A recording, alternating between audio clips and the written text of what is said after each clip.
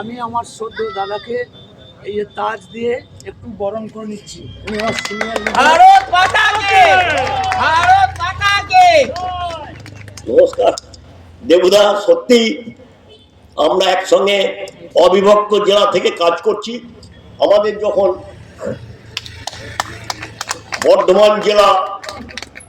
আমি বর্ধমান জেলা জিএস ছিলাম, তখন দেবুদাকে পেয়েছিলাম। দীর্ঘদিন দেবুদার সঙ্গে আমরা কাজ করছি। এই এলাকা আমার কাছে নতুন নয়, প্রচুর পুরনো এলাকা। অনেকবার আমি মন্তেশ্বরের বুকে এসেছি রাজনৈতিক কারণে। যাই হোক, যেটা আমি বলছিলাম, আজকে আমরা যারা রাষ্ট্রবাদী, রাষ্ট্রের কথা ভাবি, সেই রাষ্ট্রের কথা ভাবতে গিয়ে আমরা বলি যে আমার রাজ্যটা তো আগে। আজকে আপনি ভাবুন তো, আমরা হিন্দুত্বের কথা কেন বলি? আমরা হিন্দুত্বের কথা বলি এই জন্যই, আমরা সনাতনী হিন্দুদের জন্য বলি, হিন্দুদের জন্য বলবো। তার কারণ একটাই, আপনি দেখুন, যেখানে হিন্দু সংখ্যাগরিষ্ঠ সেখানে সংখ্যালঘুদের কোনো ভয় থাকে না, সেখানে সংখ্যালঘুরা নিশ্চিন্তে বসবাস করতে পারে। কিন্তু যেখানে সংখ্যালঘুরা, আজকে আমাদের ভারতবর্ষে যাদেরকে সংখ্যালঘু বলি, তারা যে এলাকায় সংখ্যাগরিষ্ঠ হয়েছে সেই এলাকায় তাদের নিজেদের মধ্যে খুনোখুনি মারামারি তো রয়েছেই, সঙ্গে হিন্দুদেরও নিরাপত্তা বিঘ্নিত হয়েছে। আজকে বাংলাদেশের কথা ভাবুন, বাংলাদেশে কিন্তু মুসলিম সমাজ সংখ্যাগরিষ্ঠ, সেখানে কিন্তু হিন্দুরা সংখ্যালঘু, কিন্তু সেখানে মুসলিমদের মধ্যে মুসলিমদের মারামারি কেন হয়? বাংলাদেশের একজন প্রধানমন্ত্রী হলে সেই প্রধানমন্ত্রী নির্বাচন যখন আবার নতুন করে হবে, তখন দেখবেন সেই পূর্ববর্তী নির্বাচনে যিনি প্রধানমন্ত্রী হয়েছিলেন তাকে নয় কারাগারে ঢোকাবে, আর কারাগারে ঢোকানোর পর তার ফাঁসি থেকে অনিবার্য করে তুলবে। এটাও যে বাংলাদেশ, এটাও যে পাকিস্তান, যেখানে মুসলিমরা সংখ্যাগরিষ্ঠ। কিন্তু ভারতবর্ষে নির্বাচন হয়, ভারতবর্ষের সরকার আসে, সরকার যায়, প্রধানমন্ত্রী পরিবর্তন হয়, কিন্তু প্রধানমন্ত্রী পরিবর্তন হয়ে যাওয়ার পরও তাকে জেলে পুরে রাখা হয় না, তার মৃত্যুদণ্ড দেওয়া হয় না। আজকে পশ্চিমবঙ্গে যে মুসলমান সমাজ চিৎকার করে বলতে পারছে, মাইক বাজিয়ে আজান দিতে পারছে, আজকে নামাজ করতে পারছে, আজকে রাস্তায় বেরিয়ে হিন্দুকে গায়ে দিতে পারছে, আজকে হিন্দুর মন্দির ভাঙতে পারছে, তার একটাই কারণ, এখানে সংখ্যাগরিষ্ঠ হিন্দু। তাই হিন্দুরা যখন সংখ্যাগরিষ্ঠ হবে, ভারতবর্ষের মুসলিমরা ততই কিন্তু বলিষ্ঠ হবে, ততই শক্তিশালী হবে। কেন বলুন তো? তাদের মৃত্যু ভয় থাকবে না, তাদেরকে কিন্তু নামাজ পড়া তাদের বন্ধ হবে না, তাদের কিন্তু আজান দেওয়া বন্ধ হবে না। কারণ সংখ্যাগরিষ্ঠ হিন্দু হচ্ছে সহিষ্ণু জাতি, তারা মানব সেবায় বিশ্বাস করে, তারা মানবতার কথা বলে, তারা মানবতার কথা বলে বলেই আজকে পশ্চিমবঙ্গের বুকে যে শামশেরগঞ্জ মুর্শিদাবাদ দেখলেন, সেই শামশেরগঞ্জ মুর্শিদাবাদে হিন্দু হওয়ার কারণে তাকে মৃত্যুবরণ করতে হয়েছে। সে কিন্তু বিজেপি করতো না, সে কিন্তু আরএসএস করতো না, সে কিন্তু অন্য কিছু ভাবতো না, সে কমিউনিস্ট পার্টির সদস্য ছিল। শুধু মূর্তি পুজো করে, মূর্তি তৈরি করে।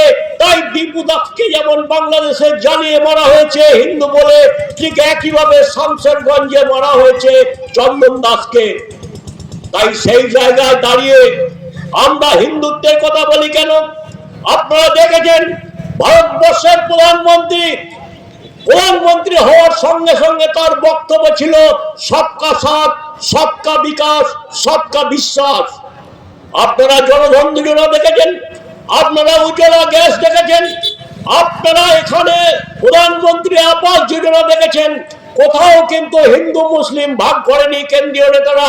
তারা ভারতবর্ষের জাতীয় কোন রাজনৈতিক দল যে ভাবনা চিন্তা করে, ভারতবর্ষের কিন্তু রাজনৈতিক দল বিজেপি সেই ভাবনায় ভাবিত নয়, বিজেপি ভাবিত রাষ্ট্র ভাবনায়। তাই রাষ্ট্র ভাবনায় ভাবিত আজকে ভারতীয় জনতা পার্টি হিন্দু মুসলমান করে ভাগ করে না। আর হিন্দু মুসলমান করে ভাগ করলে আজকে প্রধানমন্ত্রী আবাস যোজনা আপনাদেরকে বঞ্চিত করত। আজকে আপনারা বলুন, আজকে উজ্জ্বলা গ্যাস আজকে প্রধানমন্ত্রী আবাস যোজনা, আজকে গ্রাম সড়ক যোজনা কোনো হিন্দু মুসলিম ভাগ করে হয়নি, বা গরিষ্ঠ মানুষ সমস্ত দিক থেকে বেশি বেনিফিশিয়ারি এখানে হচ্ছে মুসলিম সমাজ। কিন্তু আমরা কি দেখছি, পশ্চিমবঙ্গে এমন একটা সরকার আমরা পরিবর্তন করে পেলাম, যে সরকারটা নির্বাচনে ক্ষমতায় আসার আগে বলল যে বদলা নয় বদল করব। কিসের বদল করব? মার্ক্সবাদী কমিউনিস্ট পার্টি গণতন্ত্রকে হত্যা করেছে, এখানে গণতন্ত্র প্রতিষ্ঠা করব। মার্ক্সবাদী কমিউনিস্ট পার্টি 34 বছরে এখানে 56,000 কলকারখানা বন্ধ করে দিয়েছে, আমরা সেই কারখানা খুলে দেব। পশ্চিমবঙ্গের মানুষ কিন্তু সেই কথায় বিশ্বাস করে একটা দুর্বল সংগঠন তৃণমূলকে ক্ষমতায় প্রতিষ্ঠিত করেছিল, একটা আশা নিয়ে করেছিল। কিন্তু আমরা 15 বছরে কি দেখলাম?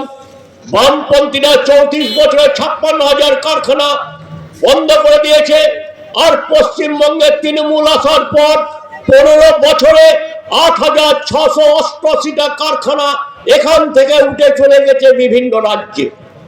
আজকে আপনি বলবেন যে পশ্চিমবঙ্গের তৃণমূল সরকারের একটা নীতি আপনি দেখান, স্বাস্থ্য, শিক্ষা, শিল্প, একটা কোনো নীতি ভারতবর্ষের মতন একটা রাজ্যে, ভারতবর্ষের মতো একটা অঙ্গরাজ্যে পশ্চিমবঙ্গে কোনো একটা নীতি তৃণমূলের কাজ করে না। তৃণমূলের নীতি শুধু একটাই কাজ করে, হিন্দু আর মুসলমান, হিন্দু আর মুসলমান। কেন করে? আপনারা দেখেছেন যে পশ্চিমবঙ্গে ক্ষমতায় তৃণমূল আসার পর যারা একটা সাচার কমিটির রিপোর্ট অনুসারে পশ্চিমবঙ্গে মুসলমানরা পিছিয়ে আছে, কে বললো? সাচার কমিটির রিপোর্ট বললো। সেই মুসলমানদিকে তাদের উন্নয়নের কথা না ভেবে তাদেরকে শুধু ব্যালট বাক্সে কাজে লাগানোর জন্য তাদের তোষণ করতে লাগলো। কারণ মুসলিম তোষণ কেন করতে পারছে? অশিক্ষা এবং মূল স্রোতের বাইরে রেখে দিয়ে তাদের ভুল বুঝিয়ে মুসলিম সমাজকে তৃণমূল আজকে ব্যবহার করছে। ব্যবহার করতে গিয়ে কি হলো? আমরা দেখেছিলাম যে আজকে পশ্চিমবঙ্গের বুকে যতগুলো জেলখানা আছে, যতগুলো হসপিটাল আছে, আপনি খোঁজ নিয়ে দেখুন তাদের সংখ্যাধিক্য বেশি। কেন বেশি? তাদেরকে ভুল বুঝিয়ে আজকে তাদেরকে আকাজ কুকাজ করাচ্ছে। আর এই হিন্দু আর মুসলিম করে 30% মুসলিম ভোটকে নিজের সঙ্গে রাখার জন্য আজকে মমতা ব্যানার্জি যে সাম্প্রদায়িক রাজনীতি করছে, সেই সাম্প্রদায়িক রাজনীতির কুফল আজকে তিনি নিজেই বুঝতে পারছেন। আজকে মুসলিমদের মধ্যে বিভেদ তৈরি করে দিয়েছে, আর সেই বিভেদের ফলে আজকে যে শিক্ষিত মুসলিম আছে, আজকে যারা রাষ্ট্রবাদী মুসলিম আছে, তারাও আজকে তৃণমূল থেকে পেছটান মারছে। অপরদিকে আপনি দেখুন, একটা লার্জেস্ট মুসলিম সম্প্রদায়কে কাছে রাখার জন্য কখনো হুমায়ুনকে দিয়ে, কখনো মিমকে দিয়ে আলাদা সংগঠিত করার চেষ্টা করছে। এই খেলাটা খেলতে গিয়ে আজকে পশ্চিমবঙ্গের সর্বনাশ করে দিচ্ছে। কি কি সর্বনাশ করেছে আপনারা শুনেছেন। আর আজকে সেই পশ্চিমবঙ্গকে টেনে তুলে আনতে গেলে আমাদের সংকল্প 1953 সালের যে বাংলা ছিল, 1953 সালের যে পশ্চিমবঙ্গ ছিল, সেই পশ্চিমবঙ্গকে আমরা ফিরিয়ে আনবো। কেন বলছি আমরা সোনার বাংলা? 1953 সালে বাংলার ইতিহাস পড়ুন, 1953 সাল থেকে বাংলার ইতিহাসকে জানুন। সেই বাংলাকে আমরা পুনঃপ্রতিষ্ঠা করতে আমরা যেটা ঠিক করেছি যে একটা শহর উন্নয়ন পর্ষদ করব, শহর পুনর্গঠন পর্ষদ। যে শহর পুনর্গঠন পর্ষদের মাধ্যমে আমরা প্রত্যেকটি গ্রাম এবং শহরকে সমানুপাতিক হারে নতুন করে গড়ার চেষ্টা করব। কেন করতে হবে আমাদের গড়ার চেষ্টা? আজকে পশ্চিমবঙ্গে একটা শিল্প নেই, আর শিল্প না থাকলে কর্মসংস্থান হবে না। আজকে আপনি দেখুন, তৃণমূলের আমার 15 বছরে 8,000 প্রাইমারি স্কুল বন্ধ হয়ে গেছে, যেখানে সমাজের মূল মেরুদণ্ড শিক্ষা, যেখানে প্রথম শ্রেণী থেকে ক্লাস 4 পর্যন্ত পড়াশোনা হয়, সেই রকম 8,000 প্রাইমারি বিদ্যালয় আজকে পশ্চিমবঙ্গে বন্ধ হয়ে গেছে। আর বাকি যে কটা স্কুল আছে সেখানে ছাত্র আছে তো শিক্ষক নেই, শিক্ষক আছে তো ছাত্র নেই। কেন এই দুরবস্থা শিক্ষার হলো? কারণ আপনারা জানেন সমাজের মূল মেরুদণ্ড হচ্ছে শিক্ষা, যদি শিক্ষার মেরুদণ্ডকে ভেঙে দেওয়া যায় তাহলে সেখানে বোমা বন্দুক কিছুই দরকার হবে না, অটোমেটিক সমাজটা ধ্বংস হয়ে যাবে। তাই শিক্ষার মূল মেরুদণ্ড কাজকে এই তৃণমূল সরকার ভেঙে চুরমার করে দিয়েছে। আমাদেরকে নতুন করে শিক্ষার যে ভিত, সেই ভিতটা তৈরি করতে হবে।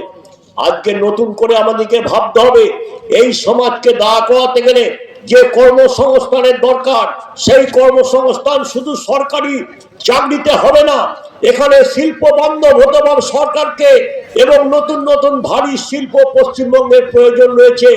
একদিন যে শিল্প আমাদের ব্যান্ডেল থেকে কলকাতা পর্যন্ত হাওড়ার চারিদিকে যখন শিল্প ছিল, আজকে কিন্তু আপনি একটাও শিল্পের ধোঁয়া দেখতে পাবেন না। তাই নতুন করে আমাদের শিল্পের প্রতিষ্ঠা করতে হবে।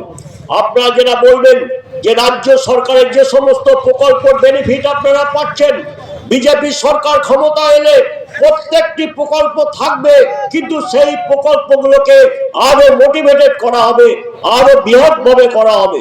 অন্যান্য রাজ্য আমাদের এই লক্ষ্মী ভান্ডারের মতো ভান্ডার আছে, কিন্তু সেখানে উন্নয়ন থেমে নেই। অন্যান্য জায়গায় আমাদের যুবশ্রী আছে, কিন্তু সেখানে যুবকরা বেকারত্বের জ্বালা সহ্য করে না। সেখানে একদিকে যেমন যুবকদের ভাতা আছে, উৎসাহিত ভাতা, অপরদিকে যুবকদের জন্য কর্মসংস্থানের ব্যবস্থা আছে। আপনারা জানেন যে বাংলা একদিন পাশের রাজ্য বিহারকে খাদ্য যোগাতো, যে বাংলা একদিন পাশের রাজ্য উড়িষ্যাকে খাদ্য যোগাতো, আজকে সেই বাংলার ছেলে মেয়েরা বিহারে গিয়ে পরিযায়ী শ্রমিক হয়ে কাজ করছে। আজকে সেই বাংলার ছেলেরা উড়িষ্যায় গিয়ে কাজ করছে। আপনাদের একটু স্মরণ করে দিই, যাদের বয়স 40-এর বেশি, 50 বছর 55 বছর বয়স, তারা দেখেছেন মন্তেশ্বরের পাশে কাটোয়া বা দাঁড়াট, সেখানে লাল জামা পরে কুলির কাজ করতে যারা, তারা কিন্তু কেউ বাংলার লোক ছিল না, তারা ছিল বিহারের লোক। বিহারের লোক আজকে রেলের কুলির কাজ করত, রেলের কর্মচারী ছিল না, কিন্তু কুলির কাজ করত, বাংলা এসে পেটের ভাত জোগাড় করত বিহার থেকে এসে। আপনারা জানেন বিভিন্ন রেস্তোরাঁয়, বিভিন্ন হোটেলে, বিভিন্ন ঠাকুর মন্দিরে উড়িষ্যা থেকে লোক আসতো রান্নার কাজ করার জন্য। আজকে সেই বাংলা, আজকে আমাদের লজ্জা লাগে সেই কথা শুনে যে বাংলা থেকে লোক যাচ্ছে উড়িষ্যায় কাজ করতে, হোটেলে বা রেস্তোরাঁয় কাজ করে, অথবা কোনো সেলসম্যানের কাজ করে বাংলা থেকে উড়িষ্যায় গিয়ে, বাংলা থেকে বিহারে গিয়ে। আজকে ভাবা যায় আজকে 40 লক্ষের থেকে বেশি বাংলার ছেলে ভারতবর্ষের বিভিন্ন রাজ্যের কাজ করছে পরিযায়ী শ্রমিক হিসাবে। যে বাংলা একদিন গর্ব করে বলতো সমস্ত মানুষের জন্য বাংলায় ভাত জোগাড় করে দিত, সেই বাংলা ভাতের জন্য আজকে অন্য রাজ্যে যাচ্ছে। তাহলে আমরা 34 বছর বামপন্থী শাসন আর 15 বছরের তৃণমূল শাসনে আমরা কি পেলাম? এই জায়গায় আমাদের পার্থক্য। আমরা দেখুন আজকে ভারতবর্ষে এমন একটা সরকার চলছে, ভারতবর্ষে এমন একজন প্রধানমন্ত্রী রয়েছেন, ভারতের কোনায় কোনায় উন্নয়নটাকে পৌঁছে দিয়েছে। এমন তার দূরদর্শিতা, আপনি ভারতবর্ষের 22টা রাজ্যে বিজেপি রাজত্ব চালাচ্ছে। ভারতবর্ষের 22টা রাজ্যের কথা দেখুন, টিভি খুললে দেখতে পাবেন, বিভিন্ন চ্যানেল ঘুরিয়ে খবর দেখুন, ভারতবর্ষের 22টা রাজ্যের সঙ্গে পশ্চিমবঙ্গের তুলনা করুন। কিছুক্ষণ আগে যেটা বলছিলেন আমার পূর্ববর্তী বক্তা, যে ভারতবর্ষের 12টা রাজ্যে এসআইআর চলছে, কিন্তু কোন রাজ্য থেকে একটা খবরও আসছে না। কিন্তু বাংলার এসআইআর নিয়ে হাটে বাজারে চায়ের দোকানে আলোচনা হচ্ছে। এটা হচ্ছে বাংলা। এই বাংলা আমরা চাইনি, আমরা সুজলাং সুফলাং বাংলা চেয়েছি। আমরা যেখানে ভারতবর্ষের 30%, অর্থাৎ ভারতবর্ষের 30% বেনিফিট থাকতো পশ্চিমবঙ্গের ইন্ডাস্ট্রিয়াল বেল্টে। আজকে দুর্গাপুর দেখুন ঢুকছে, আজকে আসানসোল দেখুন ঢুকছে, আজকে বার্নপুর যান কোনো ইন্ডাস্ট্রির ধোঁয়া দেখতে পাবেন না, আজকে হাওড়া যান কোনো ইন্ডাস্ট্রি চোখে পড়বে না। কিন্তু আজকে এমন একটা দিন ছিল যেখানে ভারতবর্ষের 30% বেনিফিট পশ্চিমবঙ্গের কলকারখানা থেকে পাওয়া যেত। অর্থাৎ টোটাল যে বেনিফিট ভারত সরকার পেত ইন্ডাস্ট্রিয়াল বেল্ট থেকে, তার 30% বাংলা। আজকে সেই বাংলার 5-এ এসে পৌঁছে গেছি। আর সারা ভারতবর্ষের গ্রোথ হচ্ছে 27 নম্বরে বাংলা। আজকে আমরা সেই জন্যই বলছি পরিবর্তন দরকার। এই সরকারের খুন জখম এবং অত্যাচার অনাচার শুধু নয়, যে মেধা বিক্রি করার যে বড় একটা অভিযোগ আপনারা দেখেছেন, এই সমস্ত চুরি ডাকাতির কথা আপনাদেরকে নতুন করে বলতে হবে না, এগুলো আপনারা টিভি খুলে দেখতে পারেন। শুধু আমরা বলবো যে ভারতীয় জনতা পার্টিকে ভোট দিলে আপনি যেটা পাবেন, গুজরাট যেমন পেয়েছে, উত্তরপ্রদেশ যেমন পেয়েছে, উড়িষ্যায় আমাদের সরকার ছিল না, নবীন পট্টনায়কের সরকার ছিল, তা সত্ত্বেও উড়িষ্যার উন্নয়ন হয়েছে। ওরা কিন্তু একবারও বলে না কেন্দ্রীয় বঞ্চনার কথা। পশ্চিমবঙ্গে এখনো বলছে কেন্দ্রীয় বঞ্চনা। কিসের উপর বঞ্চনা? আমাদের টাকা দেয় না। আপনারা ভাবুন, 100 দিনের টাকা নিয়ে আজকে গ্রামের একটা ছোট্ট পরিবার সেও জানে 100 দিনের কাজ নিয়ে কি দুর্নীতি হয়েছে। আমাদেরকে মাইক ধরে বলার অপেক্ষা রাখে না। গ্রামের লোকেরাই জানেন, মিথ্যা ভুয়ো জব কার্ড দিয়ে তাদের নামে টাকা তুলে গ্রামের নেতারা ভোগ করেছে, পরিবারকে একটা অংশ দিয়েছে মাত্র। আর অরিজিনাল যারা কাজের যোগ্য তাদেরকে পঞ্চায়েতে বারবার যাওয়া করেছে, কাজ দেয়নি। কিন্তু জব কার্ডটা খুলে দেখবেন, পেছনে লেখা আছে বি গ্রুপে যে আপনি যদি দরখাস্ত করেন কাজের জন্য 15 দিনের মধ্যে আপনাকে কাজ দিতে হবে, কাজ দিতে না পারলে আপনাকে বেকার ভাতা দিতে হবে। কিন্তু এরা কিন্তু সেই ফর্ম একটাও গ্রহণ করে না। আপনাকে ঘুরিয়ে ঘুরিয়ে আপনার নামটা ইস্যু করে আপনার নামে টাকা তুলে আপনার বইটাকে নিয়ে নিয়ে তাদের টাকা যখন তুলতে হবে আপনাকে ডেকে পাঠাবে। ডেকে পাঠিয়ে 5000 টাকা যদি আপনার কাজের মজুরি হয়, আপনাকে 2000 টাকা দিয়ে 3000 টাকা তার পকেটে নিয়ে নেবে। সেই জন্য 100 দিনের কাজের টাকা বন্ধ আছে। আজকে প্রধানমন্ত্রী আবাস যোজনার কথা ভাবুন, যে মানুষটা ভারতবর্ষের প্রত্যেক জনের মাথায় ছাদ থাকুক এই চিন্তা করে পশ্চিমবঙ্গে 2 কোটি মানুষের বাড়ি তৈরির টাকা অ্যালটমেন্ট করেছে। সেই 2 কোটি বাড়ি তৈরির টাকা অ্যালটমেন্ট করার পর কি হলো?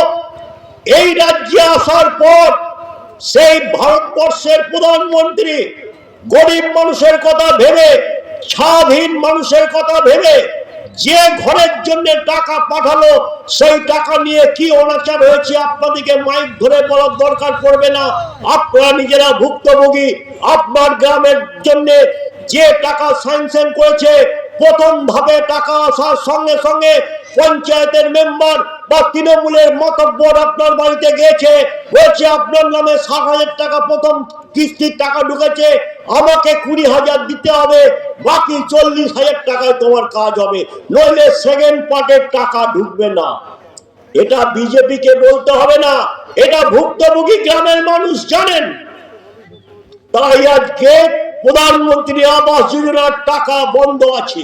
প্রথমেই বললাম, বিজেপি ক্ষমতা এলে কোন প্রকল্প বন্ধ হবে না। লক্ষ্মীর ভান্ডার এখন 1000 আছে, হয়তো ভোটের আগে যেটাকে 2000 করবে, কিন্তু আমরা কথা দিচ্ছি লক্ষ্মী ভান্ডার থাকবে। 2000 নয়, 1000 নয়, 3000 টাকা দেয়া হবে। এটা কেন্দ্র সরকারের ঘোষণা, রাজ্যের পক্ষ থেকে। কোন প্রকল্প বন্ধ হবে না। আজকে স্বাস্থ্য সাথী আপনার বাংলার প্রকল্প, আপনারা জানেন স্বাস্থ্য সাথীতেও আপনাকে 5 লাখ দেয়, কিন্তু কোনো হসপিটালে চিকিৎসা হয় না। 10টা হসপিটাল ঘুরতে হয়, 10টা নার্সিংহোম ঘুরতে হয়। আমরা কথা দিচ্ছি স্বাস্থ্য সাথীও থাকবে, আর কেন্দ্রীয় প্রকল্প আয়ুষ্মান ভারত থাকবে। 5+5 10 লাখ টাকা স্বাস্থ্য সাথীর জায়গায় আয়ুষ্মান ভারত আপনাদের হবে। রাজ্য সরকারের দেওয়া কোনো প্রকল্প আমরা বন্ধ করব না। কিন্তু শুধু প্রকল্প দিয়ে একটা সমাজকে বাঁচিয়ে রাখা যায় না। শুধু একটা ভাতা দিয়ে